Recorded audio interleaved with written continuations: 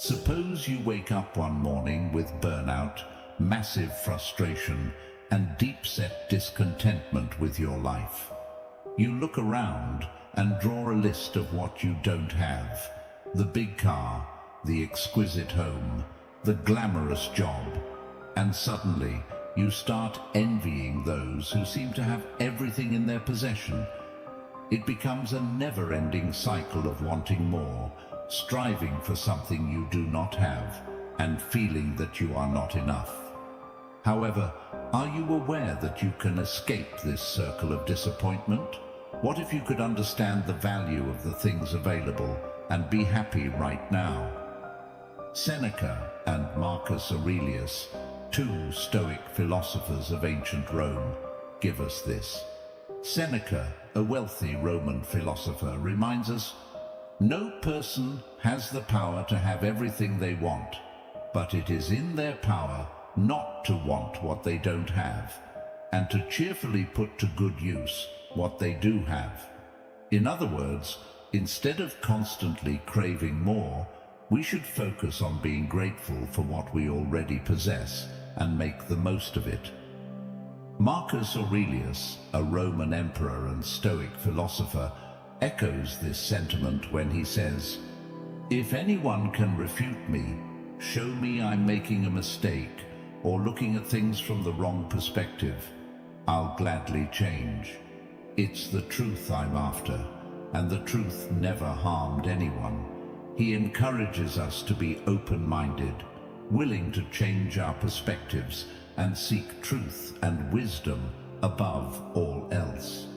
These ancient teachings may seem simple, but they hold immense power in our modern world, where we often find ourselves caught up in pursuing material possessions, social status, and fleeting pleasures. By embracing the principles of contentment, open-mindedness, and integrity, we can cultivate a sense of inner peace and fulfillment that transcends external circumstances. Now picture waking up in the morning with happiness for something as simple as coffee, good weather, or even the sound of laughter from a family member. Two that stand out are being able to challenge your assumptions and the willingness and ability to transform. Try to understand what it is like to be moral and be able to ascertain right from wrong, rather than deciding by the ease of fame, the crowd, the trend, or the fashion. These lessons that Seneca and Marcus Aurelius have to offer us are as relevant today as they were thousands of years ago. By embracing their wisdom, we can unlock the keys to a life of true happiness, purpose, and virtue, a life that is not defined by what we have, but by who we are and how we choose to live. Finding joy in what you have.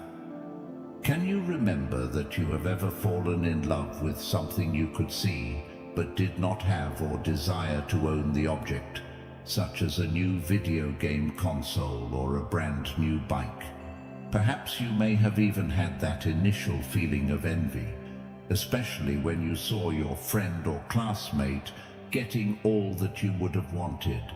Everyone will go through it in their lifetime, but it can be an unfulfilling and unhappy place if that is your focus.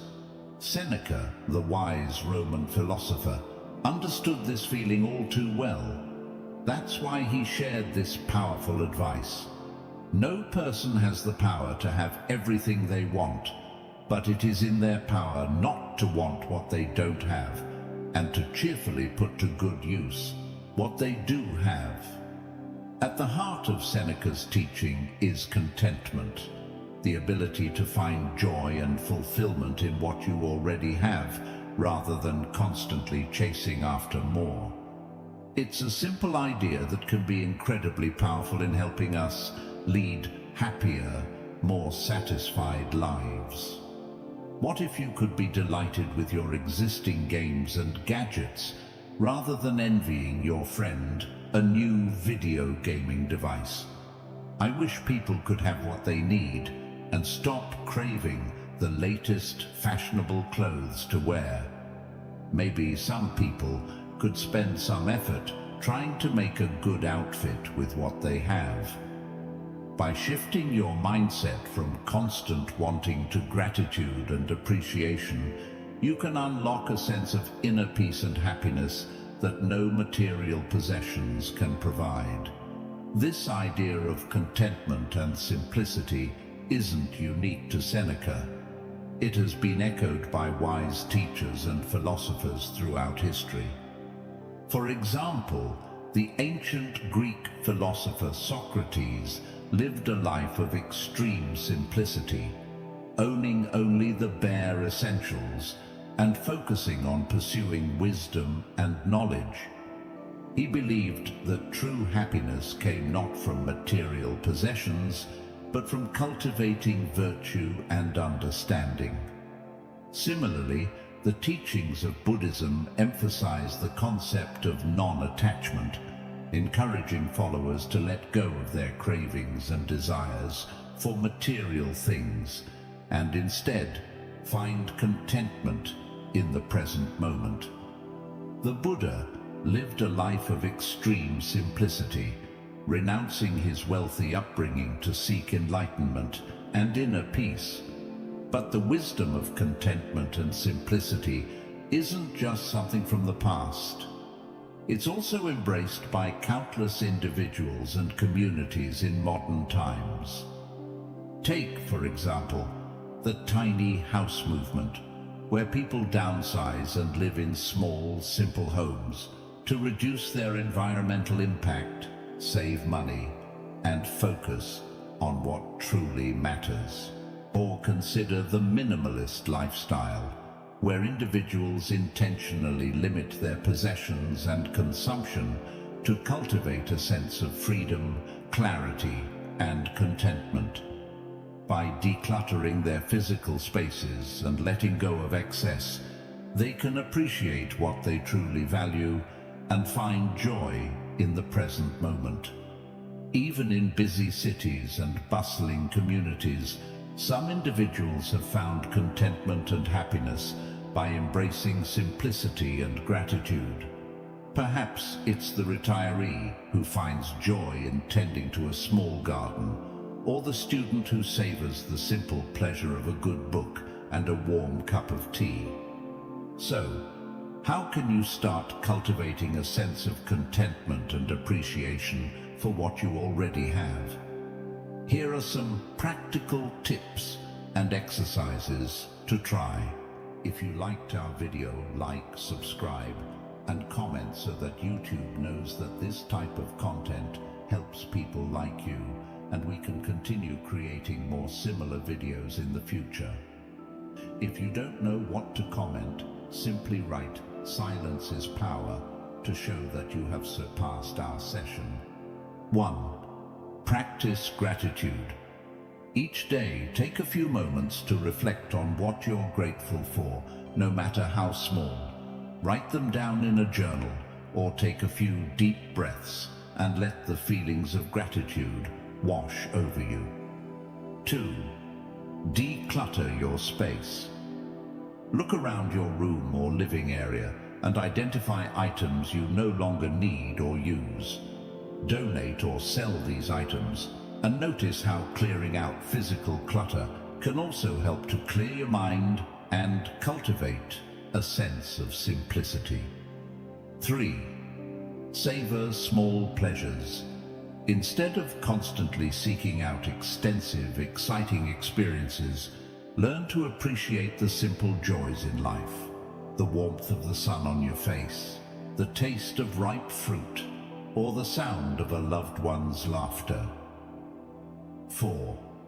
Practice mindfulness. When you feel envious or dissatisfied, take a few deep breaths and return your attention to the present moment. Notice the sights, sounds, and sensations around you, and remind yourself of the abundance you already have. 5. Limit exposure to advertising. Advertisements are designed to make us feel dissatisfied with what we have and crave more. Try limiting your exposure to ads, whether by subscribing to ad-free streaming services or simply being more mindful of the marketing messages you consume. By adopting the wisdom of Seneca and cultivating a sense of contentment and appreciation for what you already have, you can unlock a path to true happiness and fulfillment. It's a journey that requires practice and patience, but can ultimately lead to a life of greater joy, peace, and freedom. Remember, true happiness doesn't come from constantly acquiring more. It comes from learning to appreciate and make the most of what you already have. So, take a deep breath, look around you, and find gratitude in the present moment.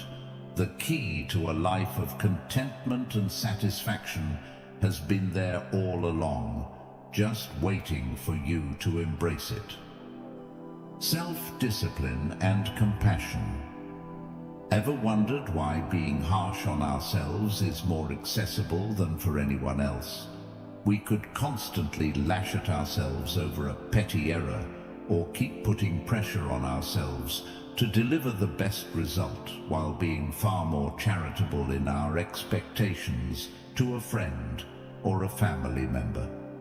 The wise Roman emperor and philosopher Marcus Aurelius recognized this tendency. They offered powerful advice. Be tolerant with others and strict with yourself. At first, this might sound confusing or even contradictory. Shouldn't we be kind and understanding towards ourselves too? Well, yes and no. Marcus Aurelius wasn't saying we should be overly harsh or cruel to ourselves. Instead, he emphasized the importance of self-discipline and holding ourselves accountable for our high standards while extending compassion and understanding to others. Think about it this way. If you want to excel at something, whether it's a sport, a musical instrument, or your studies, you must be disciplined and dedicated. It would be best to push yourself to practice, learn and grow, even when challenging or uncomfortable. At the same time, you wouldn't expect the same level of perfection from others. You'd be patient, supportive, and understanding of their struggles and mistakes. By implementing this principle of being strict with yourself and being tolerant of others, you earn good self-discipline and the ability to foster good relations with others, hence taking a positive attitude in all the activities you engage in to achieve the set goals. Throughout history, many cultures and philosophies have embraced this idea of balancing self-discipline and compassion. For example, the ancient Spartan warriors were renowned for their rigorous training and unwavering self-discipline. Still, they were also taught to respect their opponents and show mercy to those who surrendered. In Buddhism, mindfulness, being present and aware of the moment, is seen as a path to self-discipline and compassion. By developing mindfulness, one can become more aware of their thoughts, emotions, and actions, allowing for greater self-control and accountability. At the same time, mindfulness fosters a sense of interconnectedness and empathy towards others, leading to greater understanding and kindness. Even today, we can find examples of individuals and organizations that have successfully balanced self-discipline and compassion.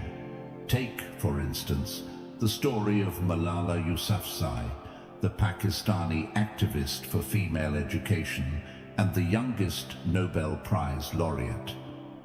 Malala has shown incredible self-discipline and determination in her pursuit of education and advocacy for girls' rights, even in the face of grave danger and adversity.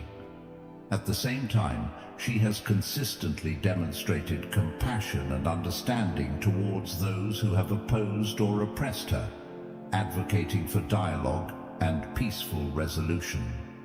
In sports, we can look to athletes like Serena Williams or LeBron James, who have achieved greatness through their incredible work ethic, self-discipline, and commitment to excellence. Yet they have also used their platforms to promote empathy, understanding, and social justice, showing compassion for those facing discrimination or adversity. So, how can you start embodying the principle of being strict with yourself and tolerant with others in your life? Here are some practical tips and exercises. 1. Set clear personal standards. Identify the areas where you want to hold yourself to high standards, whether it's in your studies, a hobby, or your individual conduct. Write down these standards and refer to them regularly to stay accountable. 2. Practice self-reflection. Take time each day to reflect on your actions, thoughts, and emotions. Ask yourself if you lived up to your personal standards and identify areas where you can improve or be kinder to yourself. 3. Cultivate mindfulness. Engage in mindfulness practices like meditation and deep breathing exercises, or take a few moments to fully present. This can help you become more aware of your thoughts and emotions and those of others. 4. Extend empathy. When you're critical or judgmental towards others, pause and try to put yourself in their shoes. Consider their circumstances, struggles, and perspectives, and consciously respond with understanding and compassion. 5. Seek feedback. Ask trusted friends, family members, or mentors for honest feedback on areas where you can improve your self-discipline or show more compassion towards others. Be open to their insights and use them as opportunities for growth. Remember, the path to self-discipline and compassion is an ongoing journey filled with challenges and opportunities for growth. But by embracing Marcus Aurelius's wisdom of being strict with yourself and tolerant with others, you can acquire the resilience, focus, and empathy necessary to achieve your goals while fostering meaningful connections and positively impacting the world. Therefore, grab a good book, extend your wings, set high goals for yourself, and prepare to see the real you. Similarly, be kind and sympathetic to your fellow human beings, remembering that all are going through darkness and trials. By combining this powerful balance, one can reach one's full potential and achieve a life with meaning, satisfaction, and even happiness. Embracing truth and seeking growth. Has there ever been a moment somewhere in your life where someone was trying to argue about something you believed in, or a view you held, and your first urge was to fight back?